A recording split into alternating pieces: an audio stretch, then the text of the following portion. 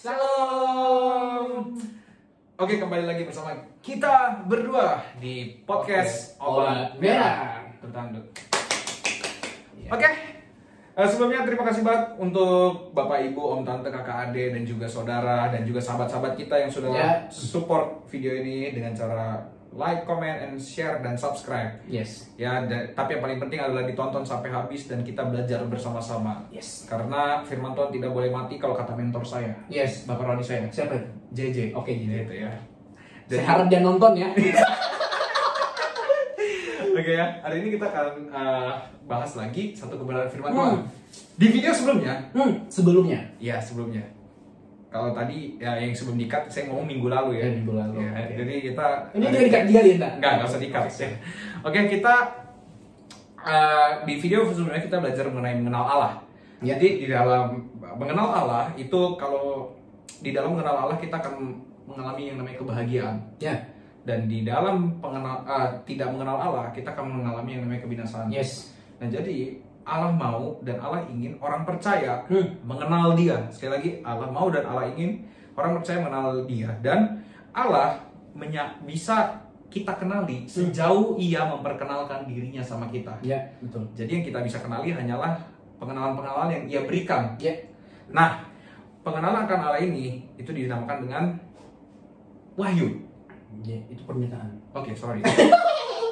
Saya ralat. Pernyataan diri Allah itu dinamakan dengan wahyu. Wahyu, Ya. Dan hari ini kita akan membahas mengenai apa, Saudara Putra? Wahyu umum. Wahyu umum. Ya, wahyu umum. Apa itu wahyu umum? Dan melalui apa itu wahyu umum? Ya, berbicara tentang wahyu, kita harus mengerti dulu apa itu wahyu ya. Itu adalah wahyu ini adalah pernyataan Allah ya. Dia menyatakan dirinya kepada manusia melalui dua wahyu. Ya, dua wahyu itu apa? Yaitu wahyu umum dan wahyu khusus. Dan hari ini kita belajar tentang wahyu umum itu ya. Berbicara tentang pernyataan Allah, sama seperti di video-video sebelumnya kita bahas tentang mengenal Allah. Jadi Allah itu mau ya kita mengenal Dia. Supaya apa? Supaya kita tidak binasa. Jadi itu sangat penting. Itu sangat penting dalam kehidupan kita, benar ya? Penting.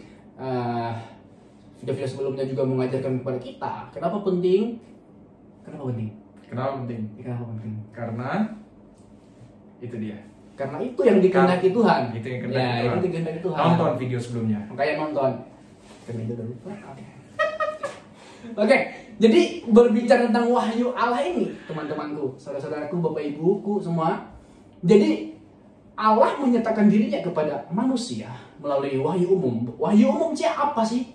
Ya, mungkin kita bertanya-tanya, wahyu umum itu apa sih? Wahyu umum adalah bentuk pernyataan Allah bagaimana Ia memperkenalkan dirinya kepada seluruh manusia tanpa terkecuali, seluruh umat manusia. Melalui apa?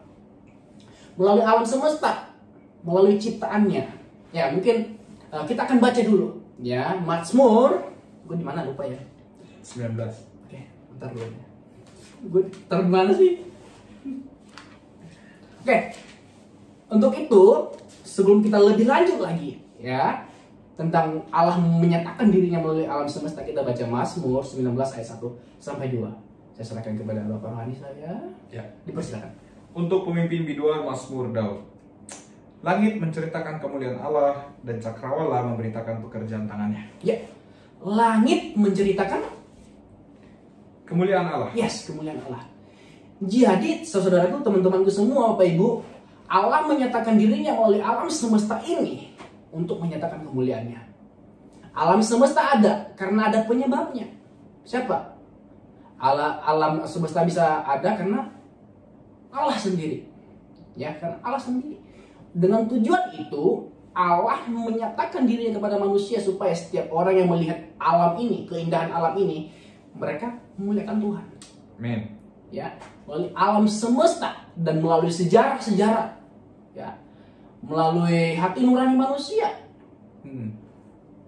Itulah cara Allah menyatakan dirinya kepada manusia. Dan wahyu umum ini gagal. Gagal kenapa? Tapi sebelum kita bahas mengenai kegagalannya, Oke, terus bahas apa? kita lihat dulu di mana? ayat-ayat tambahan dari wahyu umum ini. Oke, tambahin. Nah, itu dia ya. Jadi tadi kan saudara Putra bilang bahwa mengenai lewat alam semesta dan juga lewat hati nurani. Oke, kita coba lihat di Roma, kitab Roma. Ya. Kitab Roma ini penting banget ya karena dia banyak banget membahas tentang keselamatan. Ya. Roma 1 ayat 19 dan 20. Ya. Nah itu ya, Roma 1 ayat 19 dan 20. Saudara Putra mungkin bisa bacakan? Oke, saya akan bacakan ya. Karena apa yang dapat mereka ketahui tentang Allah nyata bagi mereka. Sebab Allah telah menyatakannya kepada mereka. Sebab apa yang tidak nampak daripadanya, yaitu kekuatannya yang kekal dan keilahiannya, dapat nampak kepada pikiran dan karyanya sejak dunia diciptakan sehingga mereka tidak dapat berdalih. Nah itu ya. Yes. Jadi melalui alam semesta ini sudah nampak Allah, sudah nampak Keilahian. Allah. Dibilang sini adalah kekuatan Allah. Ya. Dan nampak dari karyanya yang diciptakan oleh Allah. Ya. Nah makanya kayak misalnya ada gunung. Gunung itu menggambarkan kebesaran Tuhan, betul. Nah misalnya ada laut, Dalam. sangat dalam, mendalam, membicarakan dalamnya kasih Allah sama manusia. Ya. Nah itu sebenarnya ya penggambaran alam semesta itu seperti itu. Ya. Dan juga kalau kita tadi Saudara Putra bilang hati nurani, Ya. Roma 2 ayatnya. Ayo kita buka. Ayatnya di ayat 15. Roma 2 ayat 15. Saya akan bacakan ya. Ya. Biasa aja yang baca karena ada kerjaannya. Sebab dengan itu mereka menunjukkan bahwa isi hukum Taurat ada tertulis di dalam hati mereka, dan suara hati mereka turut bersaksi, dan pikiran mereka saling menuduh atau saling membela. Nah jadi membela. Ya, bukan membelah ya. Membelah bukan ya? Ya. Jadi di dalam hati nurani manusia ada seharusnya adalah pikiran-pikiran tentang Allah. Tetapi sekali lagi seperti yang sudah Saudara Putra bilang, apa? Bahwa wahyu umum itu gagal. Kenapa? Kita harus ngerti dulu ya. Kenapa sih wahyu umum ini gagal? Ingat, satu hal yang harus kita ingat, bukan Allah yang gagal, tapi manusia yang gagal memahami Allah, mengenal Allah, karena natur dosa. Yang merusak semuanya itu adalah manusia sendiri, bukan Allah. Allah nggak pernah gagal dalam hal itu, tapi manusia yang gagal mengenal Allah karena dosa, pemberontakan. Bagaimana mereka mengenal Allah, sedangkan dosa, natur mereka menolak Allah itu sendiri, nggak mungkin. Ya, contohnya jika saya menyukai cewek, ya, jika saya menolak dia, ngapain saya kenal dia? Nggak ada untungnya buat gua. Ya kan, sama seperti kita juga manusia kan, natur dosanya menolak Allah. Nah, kalau kita udah nolak Allah, ngapain kita mengenal dia? Nggak usah, nggak ada faedahnya gitu loh. Jadi mungkin merasa mengenal Allah jadi kerugian. Kerugian betul bagi orang yang tidak mengerti. Tapi bagi kita orang percaya itu suatu kebahagiaan. Yeremia 9:23-24. Karena di video yang sebelumnya nonton ya.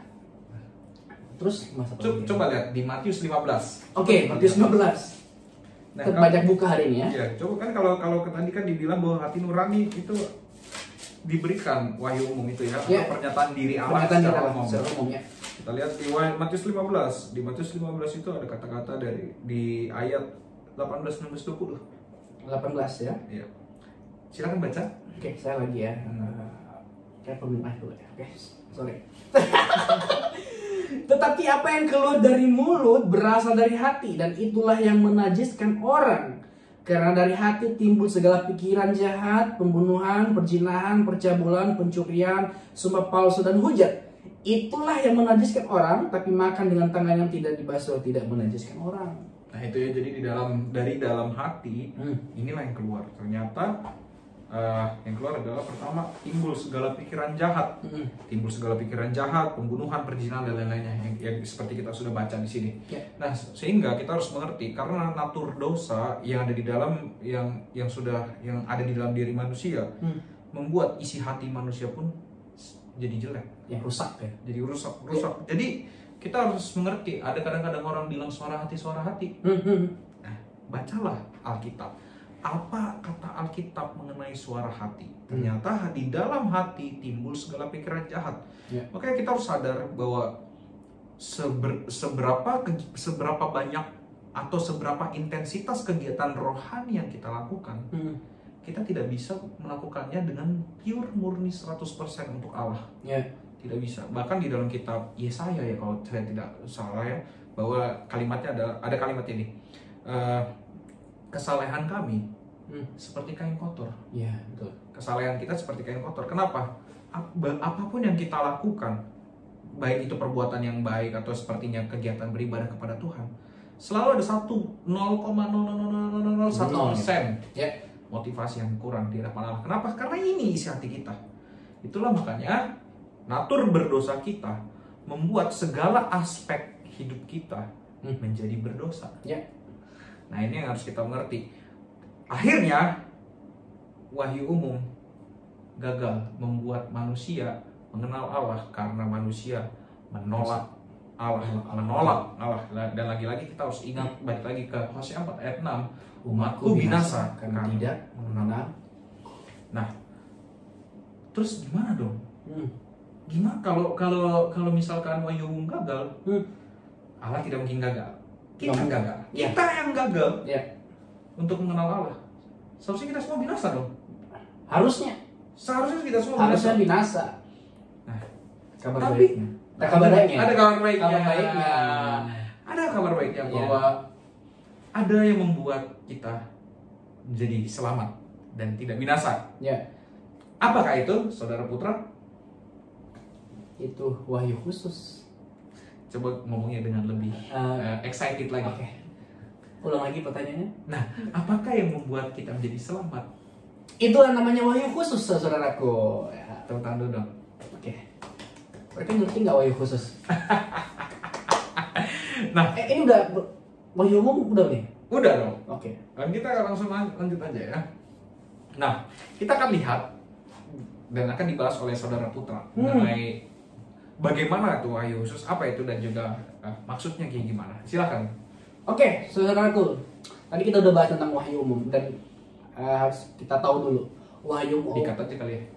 Dikat. Better sih. Iya. Tadi kan wahyu umum itu sudah gagal, manusia menjadi semua berdosa sehingga tidak ada yang bisa untuk melihat Allah dan bisa bahagia bersama dengan Allah. Akhirnya semua manusia harus binasa. Sekali lagi harus karena Allah harus menghukum dosa. Karena Allah itu adalah Allah yang adil. Tetapi Allah juga penuh kasih. Dia memberikan anugerahnya, kasih karunia-Nya kepada orang percaya. Dan apakah itu kasih karunia-Nya, kita akan bahas di next video.